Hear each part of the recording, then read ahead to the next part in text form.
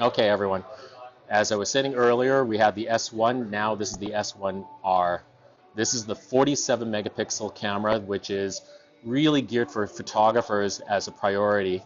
Some clarifications that we were given earlier is that the S1 has the video functionality, non-stop video recording at 4K, 30 frame rate and 60 frame rate.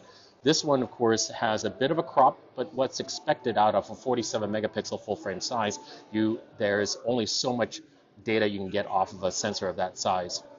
So some of the things just to show you, of course, this is still not a fully functioning in the sense of the software-wise, so we were able to do some JPEG images, some video that we're going to be incorporating from this camera and the S1.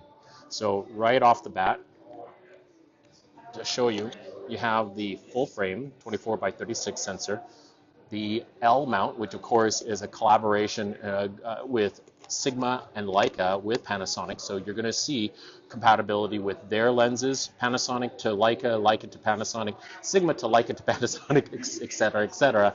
And of course, each of the manufacturers will have their cameras and lenses that will be interchangeable to each other. So some of the things that you'll notice, first of all, between the S1 and the S1R, the R is of course red, and I'm wearing my red shirt and a red phone cover to commemorate that point. And as you see here, large display, huge rear screen that's not only tilting up and downwards, but you can tilt it off sideways. So as you see, quite a few manufacturers are incorporating that type of articulating. Do you need it to go all the way around? Some people online are wishing it did, but you know what? This camera, I would probably say the last thing that I would imagine somebody doing video vlogging and wanting to do their watch themselves video with the screen going forward this is not really the camera for them.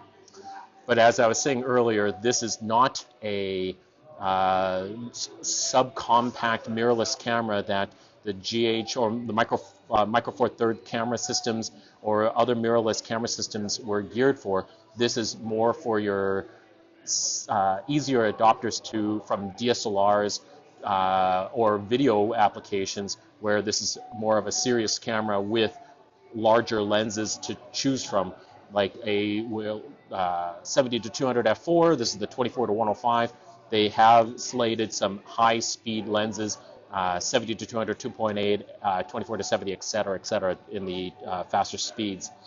But one of the things that you'll notice, of course, is on the fact that even the display up on top has lots of information, exposure information, your settings, not only so you're not dependent on the large rear screen, which takes up more battery power, but the idea is that you have that. You have even an illumination display that will light that up at doing night photography or low light wise, but it also illuminates the backlit buttons here for accessing those buttons more frequently at nighttime too. So on the side here, we have our memory card slot, which is protected with a safety switch. As you see here, 2 card slots. One of them is an SD card slot. The other one's a XQD. Now, the only thing that's a little strange is that they labeled card number 1, which is the bottom one, the XQD, while the card number 2 slot is the SD card slot. So just to keep in mind when you're trying to access data from one or versus the other. On the other side here, you'll notice that there is a full-size HDMI port and a USB-C port. Now, one of the things that you don't see here, but I'm sure it's provided, that I don't have a box, I'm doing official box opening, but there is your mounts to have a bracket to hold those ports in place so that they don't detach to cause any damage or the cables yanking out.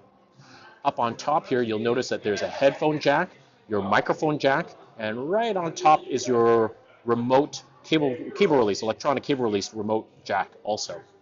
So those are valuable, important ports that most of us do use.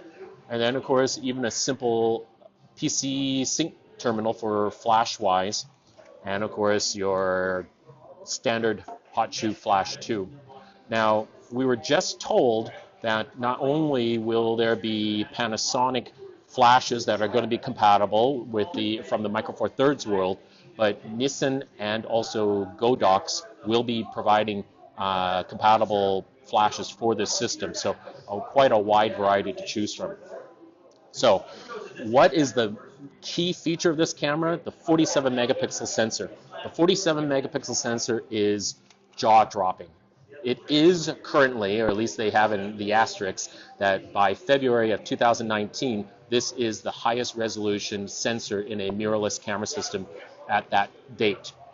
What does that mean? Well, of course, higher the megapixel, the larger the image that you could blow up to or print to or crop from. Now, if you're really concerned with doing studio work, I couldn't even imagine where anything higher is necessary. But as you'd imagine, in this megapixel war, there are going to be cameras in the future that will have larger, bigger sensors and higher resolution. But the thing is, in the end, you know that the cameras are going to be bigger too. So this brings us to the other unique thing that both Panasonic, for both cameras, the S1 and the S1R offers, is utilizing the body image stabilization. It moves the sensor by half a pixel to accumulate a higher resolution image. Basically, if you want to call it stitching multiple images together, where it does 8 photographs and it combines it by shifting the sensor by half a pixel. So this camera will, from a 47 megapixel, will give you the equivalent of 187 megapixel image, while the S1, they say, is about a 96 megapixel image. Now, some of you out there will argue what is factual, like I want to see that for myself aspects of it.